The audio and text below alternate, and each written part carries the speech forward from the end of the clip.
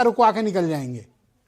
नोएडा के अंदर अभी कुछ जी सेठी साहब रुकिएगा 1 मिनट, वीरेन जी बोलिए। हाँ वीरेन जी बोलिए। पुलिस के देखिए, जाम की समस्या पूरे देश में है, कोई एक शहर में नहीं है। लेकिन यह है कि जब हम गांव में जाते हैं तो कहते हैं कि शहरों की लाइफ बड़ी फास्ट है और यहाँ हम एक जगह से दूसरी जगह जाने के लिए घंटों लग जाते हैं।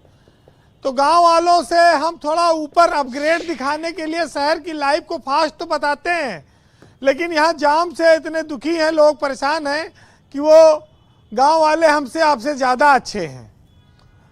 अब जाम को आप ये कह सकते हैं कि भाई जाम नहीं लगना चाहिए, मरीज फंस जाते हैं, मरीज मर जाते हैं, प्रदूषण फैलता है, लोगों को परेशानियां होती हैं, बच्चों के स्कूल छूटते हैं, उनको घंटों परेशान रहना पड़ता है।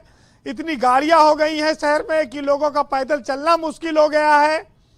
सब बात सही है ब्रजेश जी, लेकिन जब जनसंख्या इस देश में बढ़ गई, पैदाइश पे आपका कोई कंट्रोल नहीं है, तो डिमांड पे कंट्रोल कैसे होगा? जो पैदा होगा 15-20 साल में, वो 18 साल में गाड़ी चलाने लायक हो जाएगा, उसको घर चाहिए, बिजली चाहिए, पानी चाहिए, सड़क पे चलना है, फिर वो 2-3 पैदा कर देगा। 40 साल में, 50 साल में कितना बदलाव आ जाएगा। जब देश आज़ाद हुआ उस समय कहा गया कि 33 करोड़ के लगभग आबादी है, आज 140 करोड़ की आबादी है। अगर हम 33 करोड़ से 60 करोड़ हुए होते तो क्या इतनी परेशानियां हमारे सामने रहती? इस देश में सारी समस्या की जड़ जनसंख्या है। अब संजय गांधी एक नसबंदी कानून ले आए, सब उनका विरोध करने लगे। अगर नसबंदी कानून कामयाब हुआ होता तो आज ट्रैफिक जाम ना लगता, लेकिन आज तक किसी सरकार ने जनसंख्या नियंत्रण कानून पर कोई काम नहीं किया और छोड़ दिया लोगों को उनके हाल पे कि जाओ जैसे चलना हो चलो, जो हमारे पास संसाधन है उतने दे पाएंगे। तो जब आपने सर्वाइवल ऑफ द रिचेस्ट कर दिया कि जिसके पास ज्यादा पैसा होगा वही सरवाइव करेगा, तो फिर इस देश में आम आदमी की बात कहां रह जाती है? एक बात बताओ वीरेन जी, रोड टैक्स हम जमा करें, हम सब रोड टैक्स देते हैं, गाड़ी खरीदते हैं तो हैवी टैक्स उस पर भरते हैं, सारे नियम कानून मानते हैं, पर जो न रोड टैक्स देता है न गाड़ी की खरीद का टैक्स देता है, वो अधिकारी और वो मंत्री दनदनाते हमारी छातियों पे घूम रहे हैं। हम सब जाम में फंसे और उनके लिए ट्रैफिक खोला जाता है। अब ब्रजेश जी, टैक्स हम लोग देते हैं, लेकिन पुलिस के कमाई भी तो यही ट्रैफिक से है, और ट्रैफिक अलग है, थाने पुलिस अलग है, टेम्पू से लेगी, बैटरी रिक्शा से लेगी, अवैध बस से लेगी। भाई वो रोड पे देख के मुंह फेर लेते हैं कि ये तो दिए भाई महीना के पूरा सिस्टम है, इसका क्या चालान करें? सबसे करप्ट डिपार्टमेंट है ट्रैफिक पुलिस, सबसे करप्ट। भाई अतिक्रमण विरोधी अभियान चलाना चाहिए नगर निगम को, पुलिस को, और नगर निगम के सामने हर जगह जाम लगा हुआ है। आप एक दिन बता रहे थे कि लखनऊ नगर निगम खुद जाम का शिकार है और अतिक्रमण का। अब मैं एक बात, बहुत सारे लोग सहमत होंगे कि अगर जिले में एसपी चाह ले तो 80% पुलिस जाम खुलवा सकती, जाम नहीं लगेगा। अगर एसपी अपने थानेदार को कह दे कि जाम लगा तो तुमको सूली पे चढ़ा दूंगा, आप देख लीजिए नहीं लग सकता है जाम। लेकिन समस्या इस बात की है कि एक आदमी, एक गाड़ी पे 4-4, 5-5 आदमी बैठ के जा रहे हैं, अब पुलिस के हाथ में डंडा रहने, अब कैमरा है, वो फोटो खींचे और डाल दिए, और ना जाए वाले को कोनो रोक है, ना किसी कोई कार्रवाई हो रही है। क्या करेगा सिपाही? पहले तो रोक के गाड़ी सीज कर देते थे, अब तो वो भी नहीं होती है। तो समस्या इस बात की है।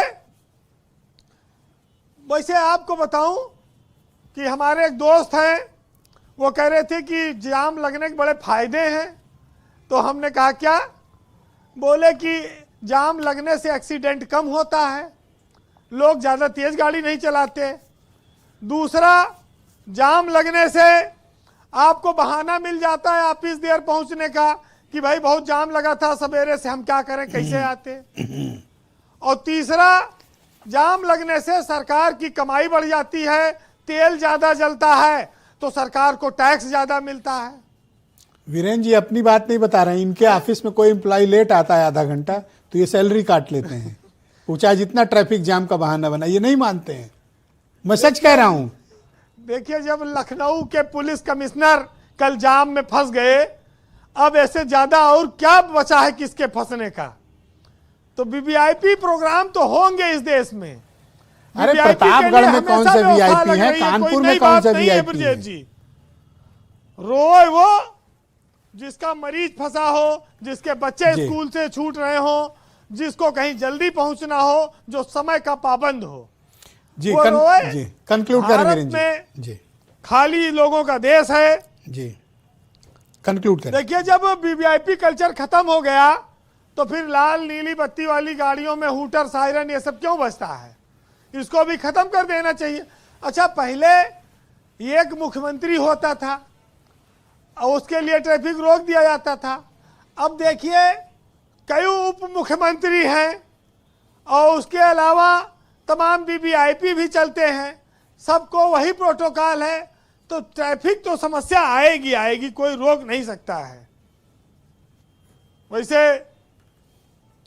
आपने विषय अच्छा चुना है, लेकिन इस देश में जब तक जनसंख्या बढ़ेगी, कोई भी जिन्न पैदा हो जाए, चमत्कार हो जाए, कोई पृथ्वी पर उतर आवे, उतार ले, वो इस ट्रैफिक को ठीक नहीं कर पाएगा भारत में। जी वीरेन जी कंक्लूड करें। संयोग से सारे भगवानों का अवतार भारत में हुआ है। बाकी ब्रजेश जी, और धर्मों में कोई भगवान का दूत आया है पैगंबर बन के, कोई भगवान का बेटा बन के आया ईसा मसीह बन के। हिंदुस्तान एक भाग्यशाली देश है जहां भगवान स्वयं अवतार लेते रहे हैं। यहां उन्होंने अपने प्रतिनिधि को किसी को नहीं भेजा, खुद ही आए, है ना।